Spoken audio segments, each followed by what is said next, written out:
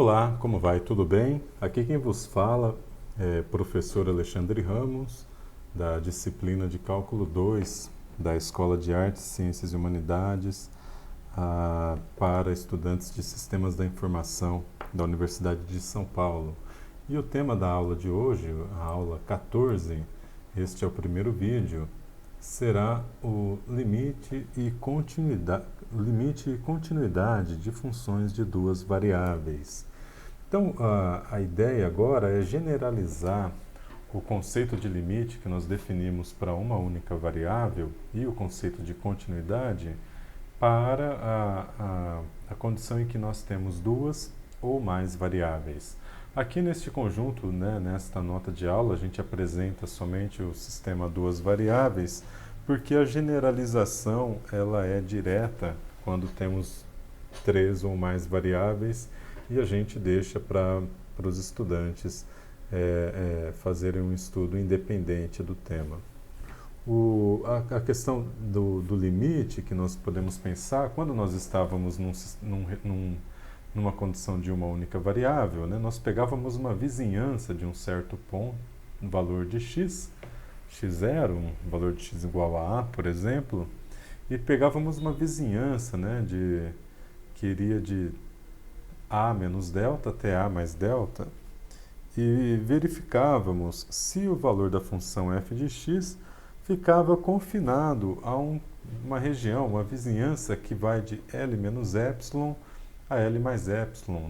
Então, o que a gente queria saber é se, variando o valor de x numa certa vizinhança, a função também varia numa vizinhança de tamanho finito.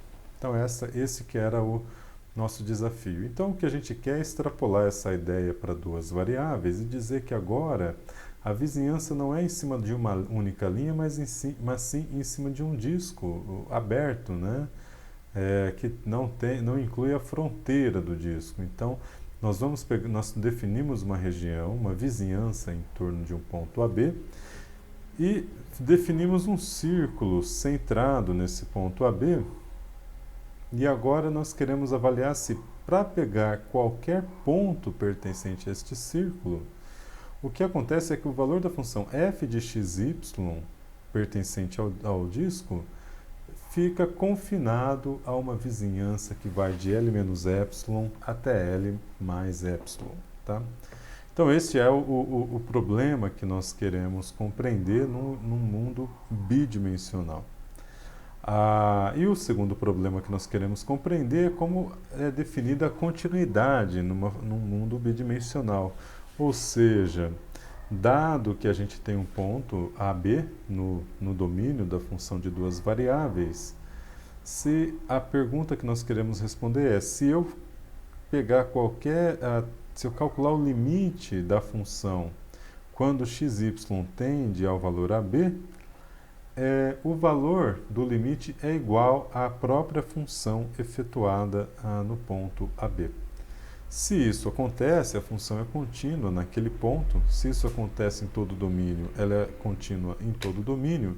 E se em algum lugar isso não acontece, nós temos então uma descontinuidade, conforme representado aqui nesta figura, em que a gente tem este é o eixo x, e então se nós estamos esta linha divide os valores de x positivos e negativos.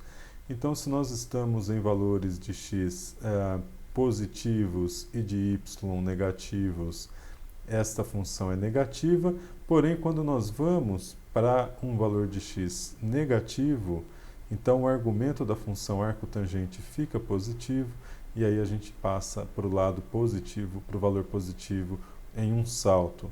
Note que quando x igual a zero, esta função não está definida. Mas nós voltaremos a ela futuramente num próximo vídeo. Vamos então retomar aqui o conceito de limites de uma função de duas variáveis definida num certo domínio D que contenha pontos que sejam arbitrariamente próximos do ponto AB. Tá? Então, nós dizemos que o limite de f de x quando xy tende a AB é L.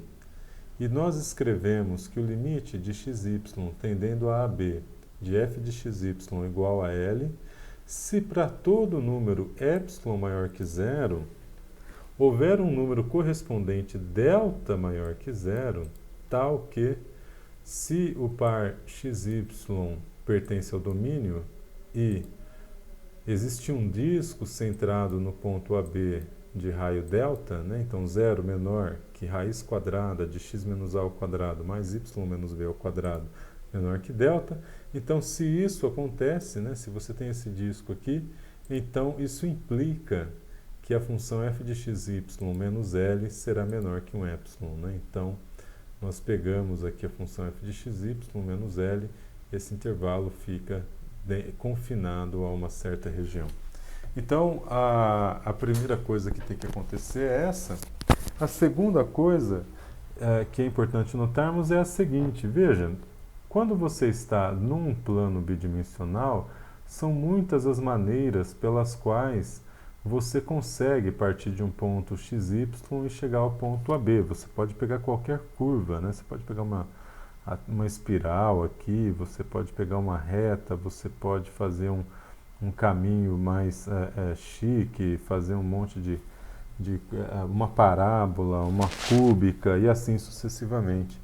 Então, um detalhe importante é que não importa o caminho, tá, que você toma, é importante que por qualquer caminho que você siga, o limite seja sempre o mesmo, tenha sempre o valor L seja sempre o mesmo. Se acontecer de o valor de L ser dependente do caminho, então você diz que o limite não existe naquele ponto AB. Aqui nesse gráfico, novamente, nós temos um exemplo bastante útil, né? Suponhamos que nós queiramos calcular o limite de xy tendendo a 0 menos 3, por exemplo, né? Então, o y está aqui negativo, ou aqui negativo, depende. Se a gente vem por x positivo para 0, menos 3, então o x começa 2, por exemplo, até chegar no 0, então o valor do limite vai ser um número negativo. Caso contrário, se o x comece valendo menos 3, então o valor do limite vai ser um número positivo, né? Então, no limite em que xy vai a 0, a função arcotangente de y sobre x, ela não tem limite, não existe limite dela. Então esse é um exemplo para nos dar uma intuição sobre o contexto em que a gente pode não ter a possibilidade de calcular o limite de uma certa função num certo ponto do espaço bidimensional. Então vamos aos exemplos agora, né, de cálculos de limite. No exemplo 1, ele pede para mostrarmos que o limite, quando xy tende a 0, 0, da função x² menos y² dividida por x² mais y² não existe. Para fazermos isso, veja, o truque então é tentar, o primeiro truque seria tentar achar dois caminhos distintos, C1 e C2, e verificar se o f de xy tende para L1 e L2 com L1 e L2 diferentes. Se isso acontecer, então nós temos o limite não existe, né? Então vamos lá, como que nós vamos fazer para calcular isso?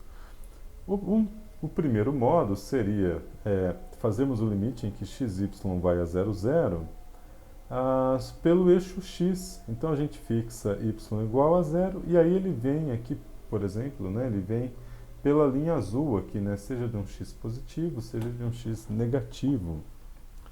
Isso, geometricamente, essa intuição por trás de fixarmos y igual a 0, e olhando algebricamente, isso consiste em pegar a função f e computá-la em x,0.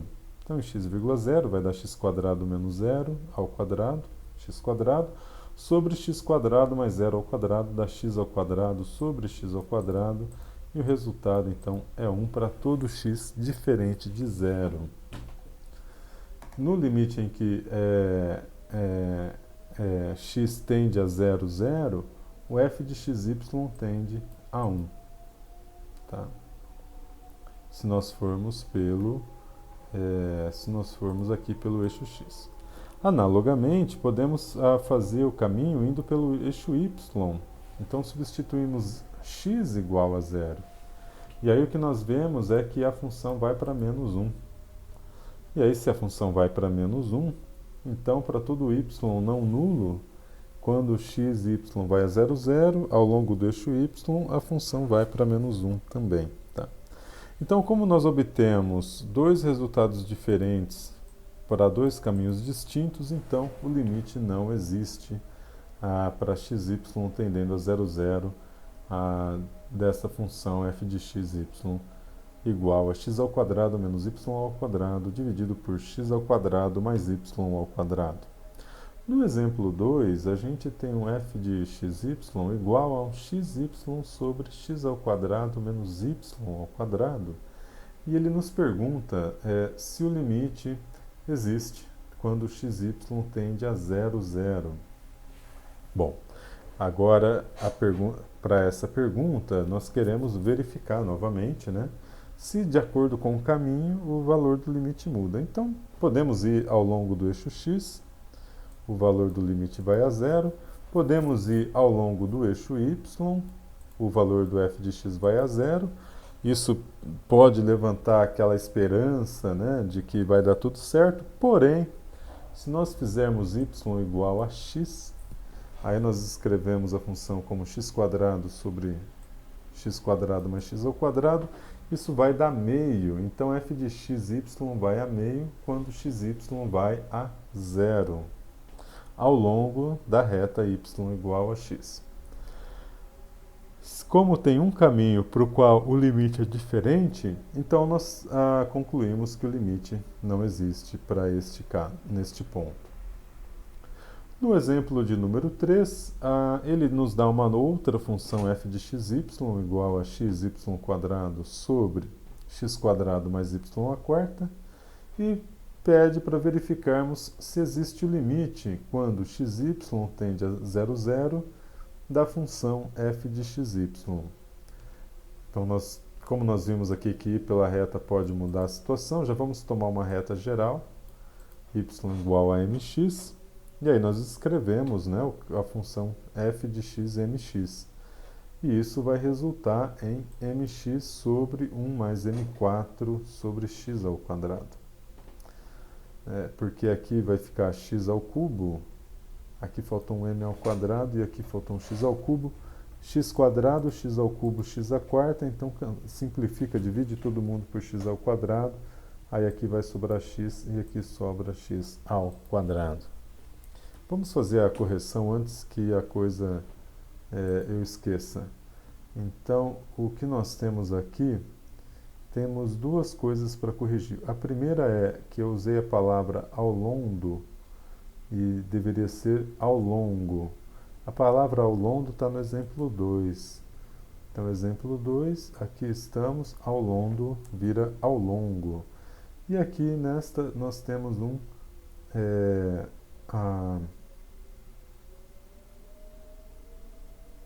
a correção é x, mx quadrado, e aqui é m ao quadrado. Perfeito. Salvamos, atualizamos e voltamos para o tema. Então vejam só, se tomamos o xy tendendo a 0, 0, né? Quando x vai a 0, o numerador vai a 0, o denominador vai a 1. Então a função é definida, inclusive, nesse ponto, e ela vale 0, né? E o limite dela é 0. Ela vai a 0. Agora, quando nós tomamos x igual a y ao quadrado, né? Então no lugar do x vamos jogar um y ao quadrado, nós escrevemos aqui, né? Ficamos com y à quarta sobre y à quarta mais y à quarta, isso aqui vai dar meio. Então, o f de xy vai a meio se xy vai a 0, 0, ao longo da curva x igual a y ao quadrado. Então, se para dois caminhos distintos nós temos dois valores distintos para o limite, podemos dizer então que o limite não existe, né? É como aquelas pessoas que fazem piadas infames. para as quais os limites não existem. Se você calcular o limite dessas pessoas da infamidade, você vai perceber que, dependendo de como você se aproxima da infâmia, o humor vai ser de um jeito, portanto o limite não existe. São válidas, retomando aqui algumas propriedades do limite de uma função para uma variável, todas aquelas propriedades são válidas. Então, teorema do confronto, limite da soma é a soma dos limites, o limite do produto é o produto dos limites, e assim sucessivamente. Em particular, quando nós temos o limite de xy tendendo a AB de x, esse limite é A, então a gente simplesmente substitui no lugar de x o A e no lugar de y o B. Não tem y aqui, então ficamos só com A.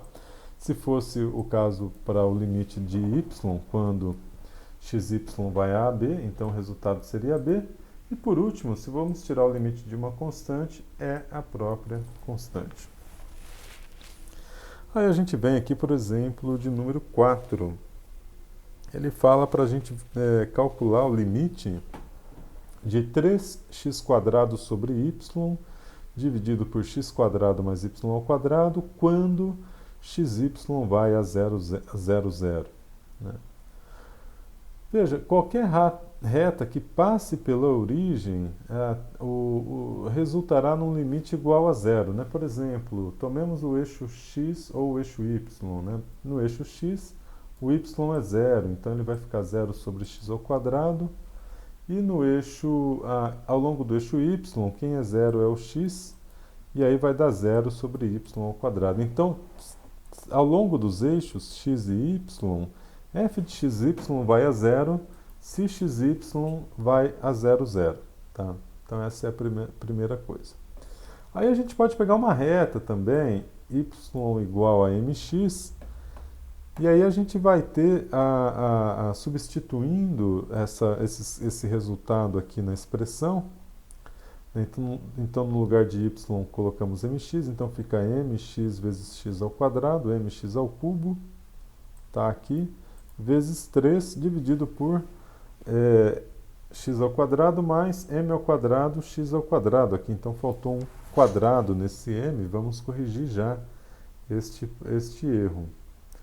Então temos aqui um m ao quadrado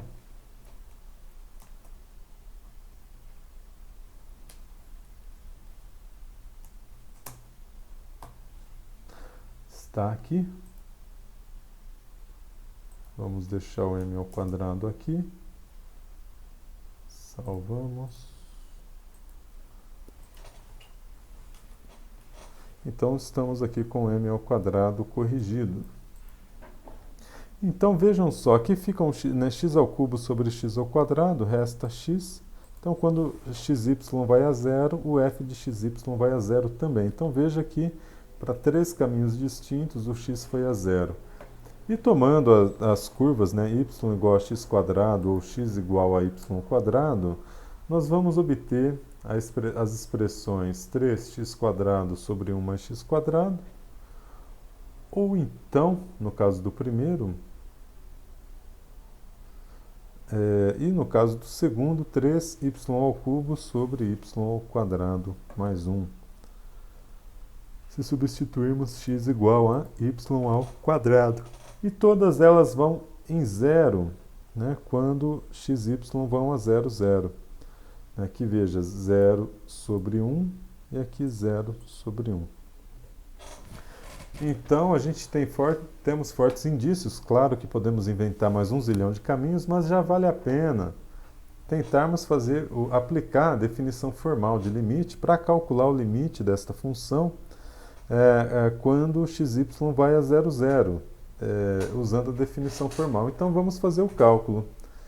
Seja um epsilon maior que zero, né, dado, né, visamos encontrar um delta maior que zero, tal que, se nós tivermos zero menor que raiz quadrada de x2 mais y2 menor que delta, então o módulo da função, né, que é 3x² vezes y sobre x² mais y² menos zero, que é o valor do limite, vai ser menor que esse epsilon que a gente tem dado, né? Então veja que essa função aqui é o disco, né, de raio delta centrado na origem. Esse módulo aqui pode ser trabalhado, por exemplo, alguma coisa menos zero é alguma coisa, né? X ao quadrado, módulo de x ao quadrado é x ao quadrado, porque tanto x ao quadrado é um número positivo, bem como x ao quadrado mais y ao quadrado é um número positivo. Então o módulo resta atuando somente aqui no y, tá? Então, se essa linha é válida, nós podemos escrever esta linha aqui, tá? Em que agora nós só temos o módulo de y.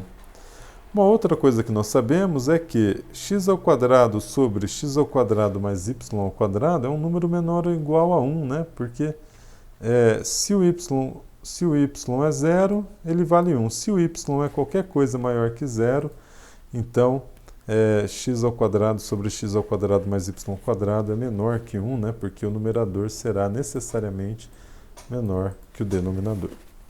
Então, quando nós temos dada esta propriedade, nós podemos reescrever esta função como sendo menor ou igual a 3 vezes o módulo de y. Mas o módulo de y é o mesmo que a raiz quadrada de y ao quadrado. Você pega a componente positiva, né, da raiz quadrada de y ao quadrado. Então a gente escreve assim. E esse cara, raiz quadrada de y ao quadrado, é menor ou igual a raiz quadrada de x ao quadrado mais y ao quadrado. A igualdade só vale se x é zero, caso contrário, ele é estritamente menor. Então, se nós chutarmos delta igual a epsilon sobre 3, note aqui, né? Porque esse cara aqui vai ser menor que o delta, né? Então, se nós pegarmos delta exatamente igual a epsilon sobre 3, e nós escrevermos esta expressão para delta, nós teremos o quê? Sabendo dessa expressão, né? Então, nós voltamos para a nossa função, 3x² y sobre x² mais y² menos 0. O valor absoluto disso vai ser menor ou igual a esta quantidade, 3 vezes raiz quadrada de x² mais y², e esse cara vai ser menor, porque a gente assume isso, né? Ele vai ser menor que 3 vezes delta. Porque esse cara é menor que delta. E o delta é epsilon sobre 3, então 3 vezes epsilon sobre 3, que é igual a epsilon. Então, o limite, né, esse limite existe e vale zero. Falta a gente colocar aqui que o limite vale zero. E com isso nós concluímos este vídeo, esta aula o vídeo número 1 da aula de número 14. Muito obrigado e até o próximo vídeo.